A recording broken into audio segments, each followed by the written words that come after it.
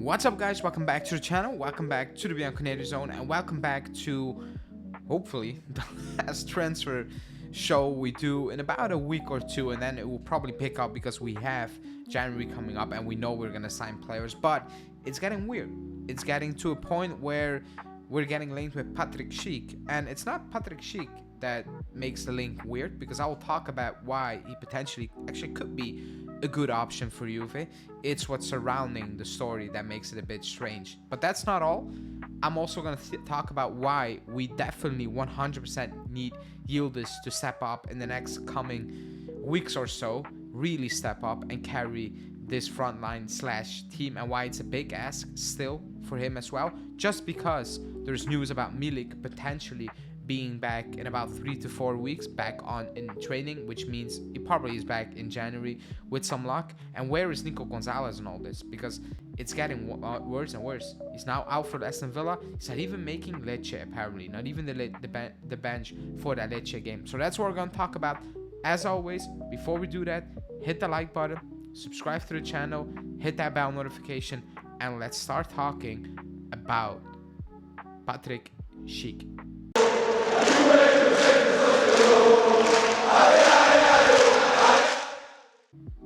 So Patrik Schick,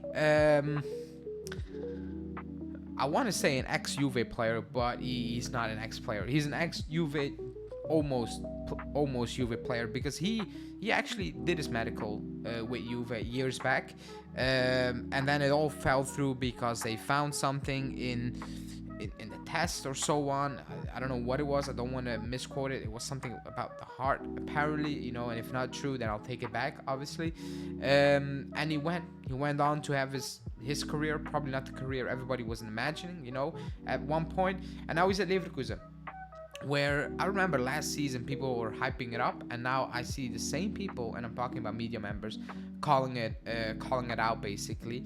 He's not playing much at Leverkusen this season, and apparently, according to Gazzetta dello Sport, he's willing to, you know, find a different experience, do something else. And obviously Juve comes into play because we have a need in the striker position, and you know, the media thinks we can loan him. Now, Mirko Di Natale came out and said, well, Leverkusen want to sell and they want 20 million euros. And to actually top it off, Patrik Schick is happy in Germany. So it's not that he's jumping of joy, or he's like pushing Leverkusen to say and sell me in January or move me on because I want to play. That's not the case, apparently, as well. So that's the weird part with the story. That's when the story all along is we do not have a lot of money, and then we're getting linked with players of clubs who are demanding a lot of money for their players, you know. And Patrik Schick is one of those players.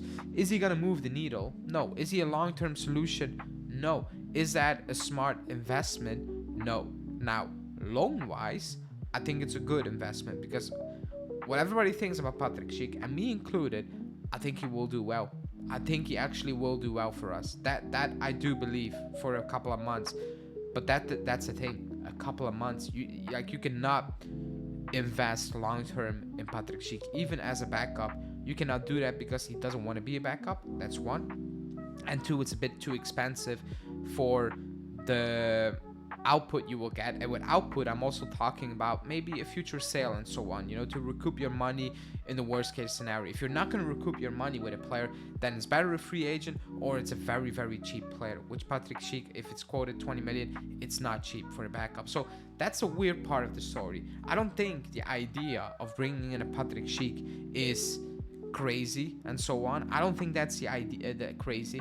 But I'm more in a situation where I think the club is going to focus on two defenders more so than providing Motta with another solution up top. Definitely, if the stories about Milik are true, which we'll talk about in a sec. So Patrik Schick, crazy? Not so crazy, I think it is, you know. But let me know in the comments what do you think about Patrik Schick. Now let's move on to Yildiz, where he's gonna need to step up, in my opinion. We have a lot of problems up front. We know that, you know. Vlahovic, the club can be as positive as they want in their official statements. We have enough evidence to suggest that we shouldn't really be positive about these injuries. You know, that's basically a fact right now. So we're gonna need to do what we have, you know, and that's Timothy Weah and so on. And I'll talk about Timothy Weah, but we Yildiz, and this is not me saying, oh, you've been poor, that's why I'm demanding this and this from you. I want to see more I want to see you actually step it up. I want to see you to take a leap in terms of consistency in your play. Now, that also depends, in my opinion, on the positions he's going to play. Is he going to play up front? Is he going to play false nine? Is he going to play on the wing? Is he going to play inside? Is he going to interchange with goal minders and so on? So it all depends on a lot of things, but I need you to step up because you are a player with a lot of quality, a player who can make the difference, who can unlock a very difficult situation for the club, you know, or for the team in games, like, and you've done it already. I'm gonna need you to step up, and you're gonna need to do that with the help of the older ones, the more experienced players. But you are one of the most talented players in the squad, maybe the most talented player in the squad. I need you to be yourself, and with yourself, I mean, just play the way you know how to play. You know, like, it needs to be freely. It cannot be with a mental block. It cannot be with it's all on me. Like, just play open-minded, free, because that's when he's at his best, when he doesn't really think, when it's just a bit all over the place, coming inside, outside. Like I said, it depends on what Motta's gonna demand from him, because Milik, for example, the stories about Milik, he's potentially back in about 3 to 4 weeks. In training, on the field, who knows? I don't know. But again, the proof is out there that he's probably not going to be back in 3 to 4 weeks, is he? You know, and even if he's back, he hasn't played for about 4 or 5 months. So in which capacity is he going to be back as well? You know, so you cannot bank your hopes on that. The hope needs to be that Yildiz picks it up. Vlahovic's injuries, obviously, hopefully not that bad. But Yildiz picks it up and goes on a trajectory where it's like, wow, you know, this is it, you know. And for example, Nico Gonzalez. Oh, he's back in training. He's running again pre Champions League game against Lille, and now it's like he will be back for Milan. Oh no, Aston Villa, and now he's not even back for Lecce. That's a problem. That means the other guys who are gonna be there, they're gonna play a lot of games, a lot of minutes, and in those games, in those minutes, they're gonna need to step up. They're gonna need to make the difference. They're gonna need to be the difference makers, and it is a big ask, but we have no choice. So this is basically a plea to Weah, to Yildiz, to Conceição, to, like, name it, in Bangula, even when he's called upon, to step up, because right now you are the only options. If one of these players go down, it's gonna be on Bangula to step up. Like, so I need Yildiz to step up because I believe in him. Everybody probably does. The quality he possesses.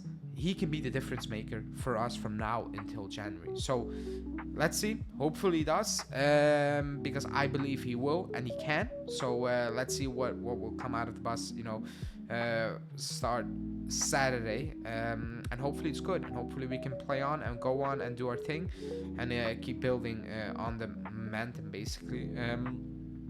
But yeah, it's a difficult task. That's what I was trying to say. So that's it. Let me know in the comments what you think about Patrik Schick and who you think should be stepping up in this period of time in massive need, you know. And yeah, I'll speak to you guys tomorrow. Live show preview for Milan. Also tomorrow midday podcast with Julian will be coming out. Very interesting one. So stay tuned for that as well. And yeah, thanks for watching. Ciao.